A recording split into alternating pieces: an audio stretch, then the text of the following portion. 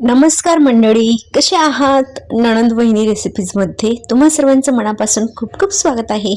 आज आम्ही तुमच्यासाठी खास घेऊन आलो आहे पुन्हा एकदा शंकरपाळी. पण आज खारट तिखट शंकरपाळी न करता आम्ही गोड शंकरपाळी केलेली आहेत.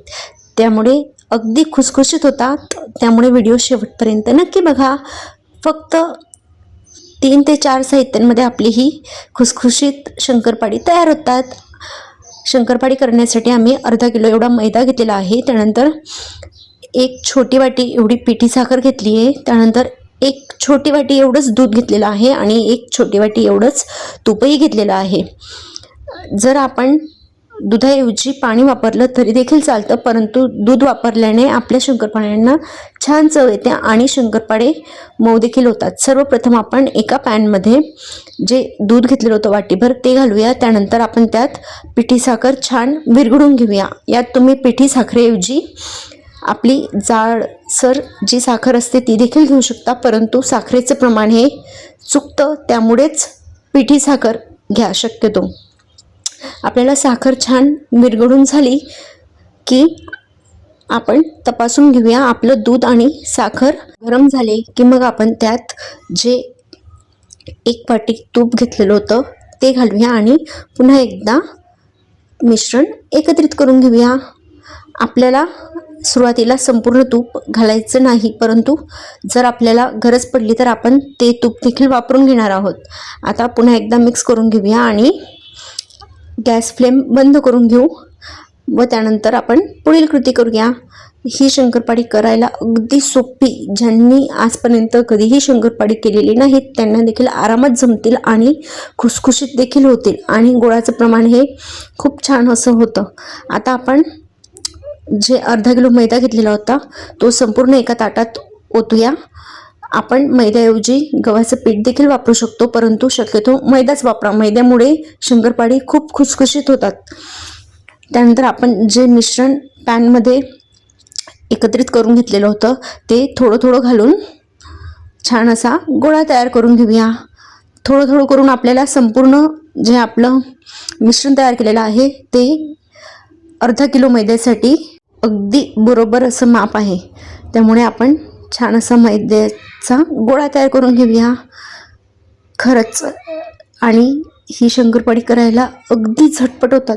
फक्त अर्ध्या तासात आपण बघा तुपाचं मोहन ही छान असं झालेलं आहे. आता आपण पुन्हा त्या पॅनमध्ये जेवढं आपलं मिश्रण होतं ते घालूया आणि छान असा गोळा तयार करून घेऊया.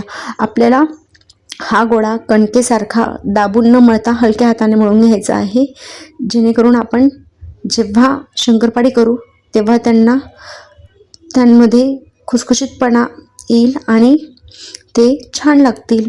बघा आता आपला संपूर्ण गोळा मळून झालेला आहे. आता आपण त्याला रेस्टसाठी ठेवून देऊया. आपल्याला 10 ते 15 मिनटं आपण रेस्टला ठेवणार आहोत. का तर आपण जेवढा वेळ हे मिश्रण म्हणजे हा जो गोळा तयार केलेला आहे त्याला जेवढा वेळ आपण मॅरिनेट करू तेवढंच आपले शंकरपाळे देखील छान होतात आणि खुसखुशीत लागतात. आता आपण 10 ते 15 मिनटानंतर या पुढील कृती करूयात. आता पाहूया 10 ते 15 मिनटं झालेले आहेत. बघा आपले बोटंही त्यात छान जात आहेत.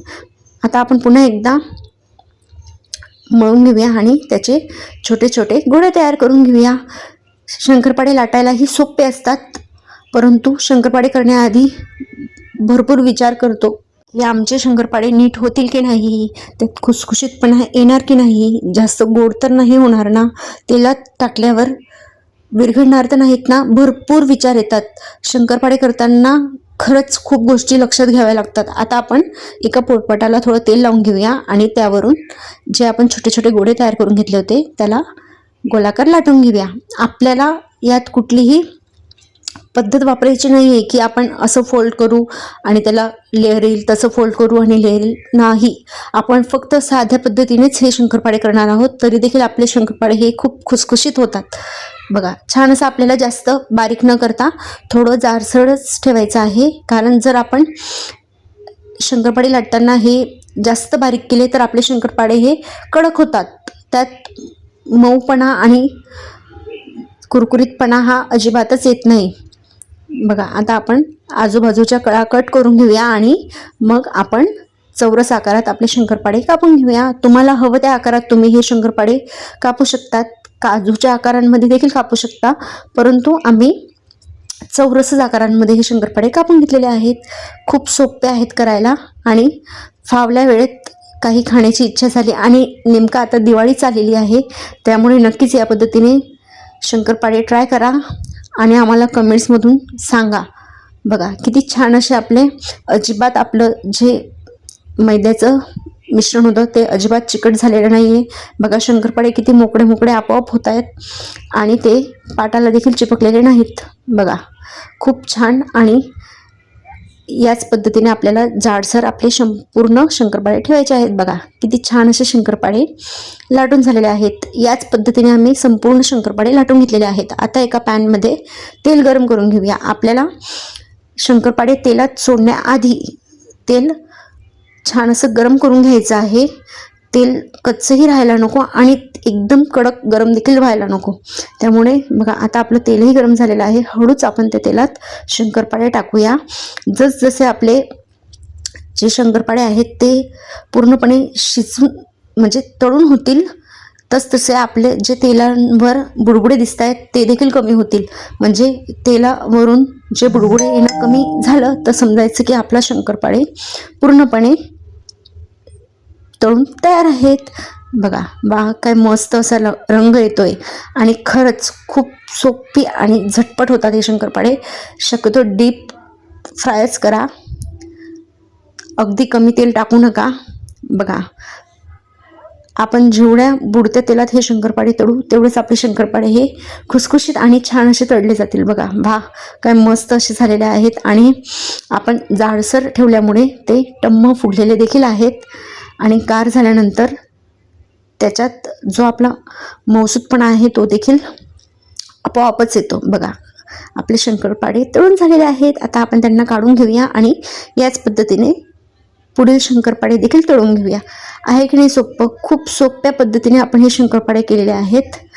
नक्कीच भरपूर विचार करतो आपण शंकरपाळे करण्याआधी की आमचे शंकरपाळे होतील की नाही, त्यात गोडवाने व्यवस्थित येणार की नाही भरपूर. पण या पद्धतीने जर का तुम्ही या मापाने जर तुम्ही संपूर्ण वस्तू घेतल्या तर नक्कीच तुमचे शंकरपाळे हे छान असे खुसखुशीत आणि त्यात मऊपणा येईल. तुम्ही हाताने चुरून पाहता क्षणी तुमचा शंकरपाळेचा चुरा चुरा होईल.